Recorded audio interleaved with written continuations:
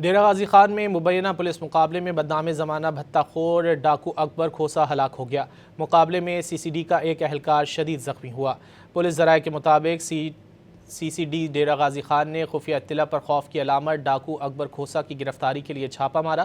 اکبر کھوسا اور اس کے گینگ کے دیگر ساتھیوں نے سی سی ڈی ٹیم کو دیکھتے ہی اندھا دھند فائرنگ شروع کر دی۔ ڈاکوؤں کی فائرنگ سے سی سی ڈی ڈیرہ غازی خان کا ایک اہلکار شہزاد قریشی شدید زخمی ہو گیا۔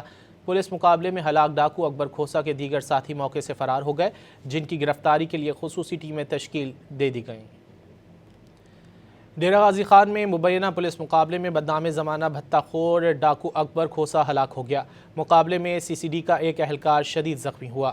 پولیس ذرائع کے مطابق سی سی ڈی ڈیرہ غازی خان نے خفیہ اطلاع پر خوف کی علامت ڈاکو اکبر کھوسا کی گرفتاری کے لیے چھاپا مارا۔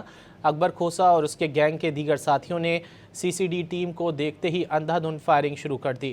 ڈاکوؤں کی فائرنگ سے سی سی ڈی ڈیرہ غازی خان کا ایک اہلکار شہزاد قریشی شدید زخمی ہو گیا۔